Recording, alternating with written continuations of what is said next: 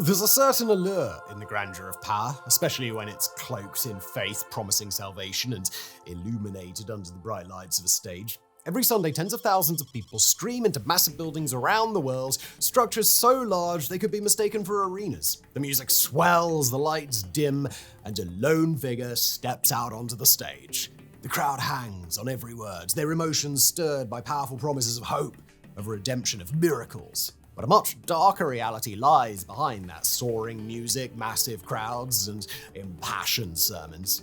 These aren't just places of worship, they are empires. Megachurches operating on a scale so vast that the lines between faith and business blur. In these institutions, salvation is promised, but it comes with a hefty price. The pastors are not just spiritual leaders, they are CEOs. And the church, it's a finely tuned machine designed to generate millions. Roughly speaking, a megachurch is any Protestant Christian congregation that attracts on average of 2,000 or more people to its weekly services. According to recent reports, the United States is home to over 1,750 of them, with the largest boasting weekly attendance numbers in the tens of thousands, both in person and online. The Lakewood Church in Houston holds a colossal 16,800 people. However, the biggest megachurch in the world, by membership at least, is Yoido Full Gospel Church in South Korea with 800,000 members and a physical capacity of 12,000. But size alone doesn't capture what sets these institutions apart. It's not just the number of worshippers, it's how they function. So let's go back to Lakewood Church. Led by Joel Osteen, one of the most recognizable televangelists in the world, Lakewood draws in about 45,000 attendees every week and has a reported $90 million annual budget. Its influence, however, stretches far beyond its walls. Osteen's sermons are broadcast globally, and his books, CDs, and podcasts are consumed by millions, making him a household name. His personal net worth is estimated $100 million, and he lives in a lavish $10.5 million mansion. Not bad for a man of God, but I do wonder how Jesus would have felt about that. And then there's Hillsong Church, which started in Australia and has grown into a global network of megachurches with campuses in over 30 countries. Every weekend, Hillsong attracts hundreds of thousands of attendees. It's not just known for its services, Hillsong is also famous for its music, with albums that have topped charts worldwide. What truly sets megachurches apart isn't just their size, it's how they operate. These churches function like corporations, employing full-time staff, including marketing departments, financial advisors, and media teams. Their pastors are more akin to CEOs than traditional spiritual guides, managing multi-million-dollar budgets and overseeing operations that span continents. These churches are experts at generating revenue, and donations are just the start. Megachurches sell a lifestyle that comes with a range of merchandise, but also encourages members to give 10% of their income, promoting the prosperity gospel, which links financial generosity to divine blessings. You can probably see where this slippery slope is headed. The draw to these churches is undeniable. It's designed to make attendees feel part of something larger than themselves, but once you're in, the emotional connection deepens. Megachurches cultivate devoted followers who view the church and its leaders as the ultimate source of guidance. The line between spiritual leadership and control can become dangerously thin. Okay, so let's talk about the figureheads of these megachurches, the pastors. These are almost exclusively men, with one report stating that of the 500 biggest megachurches in the US, only 2 were led by women. I know, shock horror that these places aren't exactly bastions of female liberation, who would have thought? Anyway, these aren't ordinary preachers standing before small congregations. These are celebrity pastors, individuals who command not just churches, but entire media empires. Consider Joel Osteen again. He isn't just a preacher, he's a brand. His soft-spoken, motivational style has made him a household name, with his books becoming bestsellers and his TV sermons watched by millions. For his followers, Osteen is so much more than a pastor. He's a symbol of hope and success, someone who exemplifies what they too could achieve if they follow his teachings. Or take T.D. Jakes, whose church, the Potter's House, draws tens of thousands each week. His sermons are fiery and emotionally charged, but they're also spectacles. Like Osteen, Jakes knows how to turn a sermon into an event. His charisma is magnetic, and his words carry weight within his church and the broader world of faith and media. But there's a darker undercurrent here. These pastors don't just preach faith, they sell hope. And hope can be dangerous when it's tied to emotional manipulation. For many followers, these pastors become gatekeepers to a better life, promising that faith, especially faith demonstrated by pulling out your wallet and dropping a few notes into the basket each Sunday, will lead to success and blessings. And this takes us back to the prosperity gospel. Followers are told that if they give enough and if their faith is strong enough, God will reward them with wealth, health, and happiness. But when those promised blessings don't come, the blame is often placed on the individual. Maybe they didn't give enough, or maybe their faith wasn't strong enough. The burden is shifted back onto the believer while the church continues to collect donations. For the pastors, however, the rewards are immediate and tangible. If we want to look at the big daddy, the prosperity gospel milker-in-chief, if you will, let's have a look at Kenneth Copeland, the founder of Eagle Mountain International Church, Inc., and a strong contender for most plastic surgery on a human ever, allegedly. Copeland has been wildly successful as a televangelist pastor to the point that his net worth is somewhere between $300 million and $750 million, depending on the source you want to take. His company, church, owns 5 aircraft, including a Gulfstream 5, which legally cannot be tracked by aviation websites. Probably because they don't want anybody to see that church aircraft are routinely used for vacations. Now let's look at Creflo Dollar, and yes, that is his real name, a well-known prosperity preacher who once asked his congregation to donate $65 million for a private jet. His reasoning? He needed it to spread the word of God more efficiently. For followers of the prosperity gospel, the request wasn't as outrageous as it seemed, although his plea was later dropped after outrage erupted. Dollar himself, unsurprisingly, lives in luxury, his mansion and jet being paid for by the faith and the donations of his congregation. So, if you follow the money, you'll see just how vast these megachurches have become. Faith isn't just the foundation, it is the product, and the revenue streams are endless. Let's begin with donations. Every Sunday, as the sermon reaches its emotional peak, the offering baskets are passed around, or more often now, digital giving platforms are promoted. Followers are encouraged to give generously, sometimes even beyond their means, because they're told that giving is an act of faith and that faith will be rewarded.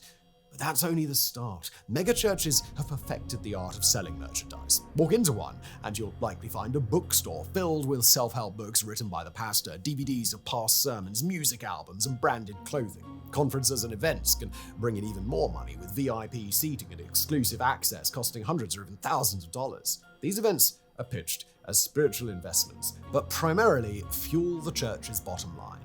These are incredibly well-oiled businesses that would make Apple and Nike proud. And I suppose, well, good for them, because as long as they pay their taxes like everybody else... Oh wait, no, there's another problem with megachurches, isn't there? Despite operating like multi-million-dollar corporations, they enjoy tax-exempt status as religious institutions. In the US, churches are classified as non-profits, meaning they don't pay taxes on their income, donations, exact revenues, or sales. For megachurches, this tax-exempt status allows them to amass enormous sums of money with very little financial oversight. Meanwhile, the pastors live like royalty: mansions, luxury cars, private jets. These are the trappings of success in the megachurch world. And the message is clear: wealth is a sign of God's blessing, and if the pastor is blessed, well, shouldn't his followers aspire to the same thing? In Shasta County, California, the influence of the Bethel Church, a megachurch with more than 11,000 members, has become dangerously intertwined with local politics. The church, which includes a supernatural ministry school, wields significant economic and political power in the region. Its leaders have openly supported ideologies that are on the extreme, to say the least, while promoting election fraud conspiracy theories and just about anything else going on. In Reading, where Bethel is based, 3 out of 5 city council members attend the church, including the vice mayor. While Bethel has contributed to the local economy by donating to public services like the police, its influence has also raised concerns about conflicts of interest, especially when church members holding government positions vote on proposals directly involving Bethel's expansion. Critics argue that the church has dramatically shifted the political and social landscape of Shasta County. Bethel's theology includes the controversial 7-Mountain Mandate, which encourages Christians to gain control over key cultural and political institutions. Some locals, comfortable with this growing dominance, have created online communities to track businesses affiliated with the church, wary of indirectly supporting it through purchases. And this sort of thing has been happening around the US for some time, often with little to no oversight. In the 1980s, Jerry Falwell, founder of Thomas Road Baptist Church and Liberty University, formed the Moral Majority. This political organization mobilized evangelical Christians to support conservative political causes, particularly Ronald Reagan's presidential campaign.